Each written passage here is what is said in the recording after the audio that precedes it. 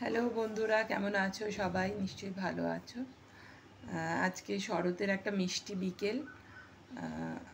আমি কয়েকটা কথা তোমাদের সাথে বলতে এলাম। আসলে আজকাল মানুষের মধ্যে না দৈব প্রবৃত্তি আর আসরিক প্রবৃত্তির মধ্যে তাদের মধ্যে আসরিক প্রবৃত্তিটা ভীষণভাবে বেড়ে যাচ্ছে।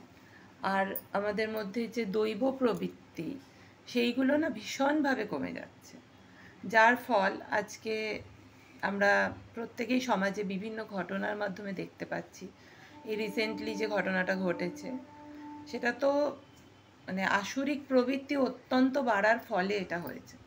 তো মানুষের মধ্যে আমাদের সকলের মধ্যে আমরা স্কুল এডুকেশনটা যখন কমপ্লিট করি, কলেজ, ইউনিভার্সিটি বা যেভাবে ওটা না একটা পার্ট, ওটা একটা প্রফেশনালভাবে এগিয়ে যাওয়ার একটা বিষয়। কিন্তু আমাদের যে আধ্যাত্মিক চেতনা, এই বিষয়টা না কোনো জায়গায় শিক্ষা দেওয়া হয় না। গীতা, ভাগবত বা বেদান্তর যদি কিছু ক্লাস করো, বা তুমি যদি সেটা পড়ে নিজে বোঝার চেষ্টা করো, কিছু কিছু জিনিস তুমি বুঝতে পারবে। জীবন কি, কিভাবে চলা উচিত, এই ব্যালেন্সটা কিভাবে মেনটেন করা উচিত।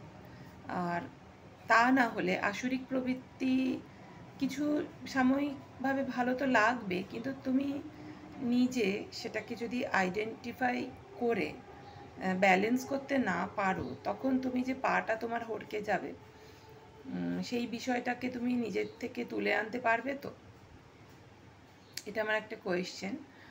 আর একটাই আমার মনে হয় যে নিজের মধ্যে না অন্যের সমালোচনা, অন্যকে খারাপ বলা, ভাবা, অন্য মানুষ বিপদে পড়লে মজা নেওয়া, এই জিনিসগুলো আমাদের সমাজের একটা রোগে পরিণত হয়েছে। এই জিনিসগুলোকে যদি একটা একটা মানুষ নিজেকে একটু একটু করে কন্ট্রোল করে না, এই ব্যাপারগুলো অনেক কন্ট্রোলড হয়ে যাবে। যে না, অন্যের খারাপে মজা নেব না, অন্যের ক্ষতিতে মজা নেব না।